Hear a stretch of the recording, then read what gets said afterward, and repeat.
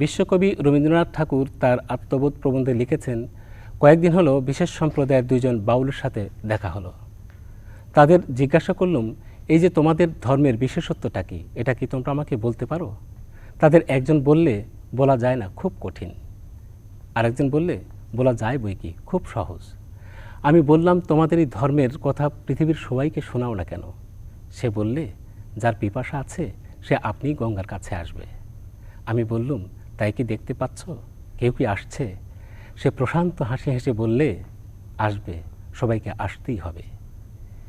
কুটিরবাসী বাউলের মুখে এই প্রত্যয়দীপ্ত দাবি, সবাইকে আসতেই হবে, এ কথা শুনে রবীন্দ্রনাথ বিস্মিত হলেও দর্শক আমরা কিন্তু বিস্মিত নই। বিশ্বব্যাপী লালন চর্চার ইতিহাস সে ইঙ্গিতই আমাদের দেয়।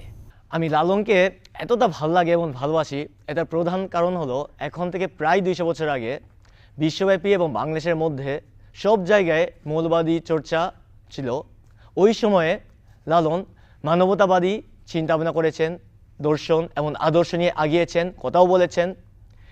এই জন্য এটা হচ্ছে প্রথম কারণ। এটাই শিকড় মনে হয় যে বাংলাদেশে এখন 200 বছর পরেও মৌলবাদী দেশ হতে পারে না, মানবতাবাদী দেশ হিসাবে বিশ্বব্যাপী চিহ্নিত, এবং পরবর্তীতেও বাংলাদেশে মৌলবাদী দেশ হওয়ার সম্ভাবনা নাই। বাংলাদেশ সবসময় মানবতাবাদী দেশ হিসাবে চিহ্নিত হবে। এটার শিকড় হয়েছে লালনের জন্য। আমি জাপান থেকে আসার পরে এই দর্শন, এই আদর্শ, লালনের দর্শন আদর্শ শেখার পরে, জানার পরে তো খুবই ভালো লেগেছে। তখন থেকে আমি লালন সম্বন্ধে জানার চেষ্টা, শেখার চেষ্টা করেছি।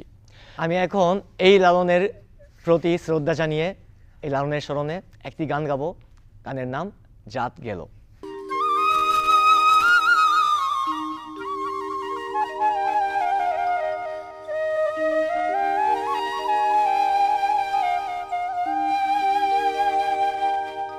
জাত গেল, জাত গেল বলে কি আজব কারখানা।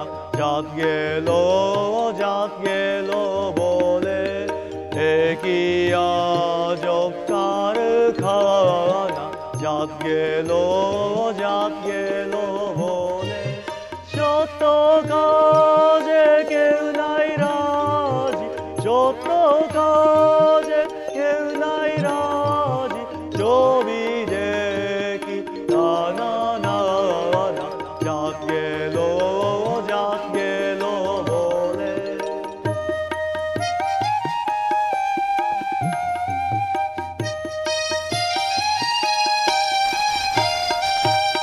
আসবার কালে কি যাচ্ছি রে, এসে ভবে কি যাচ্ছি রে। আসবার কালে কি যাচ্ছি রে, এসে ভবে কি যাচ্ছি রে। কি যাচ্ছ যাবার কালে, কি যাচ্ছ যাবার কালে, সে কথা ভেবে বলো না। জাত গেল, জাত গেল বলে।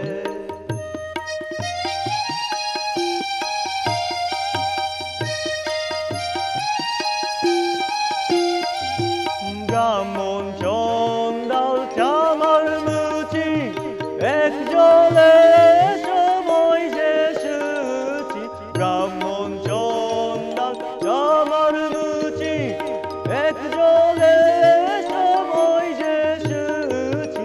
দেখে শুনে হয় না রুচি, দেখে শুনে হয় না রুচি। জমে তো কাউকে ছাড়বে না। জাত গেল, জাত গেল বলে।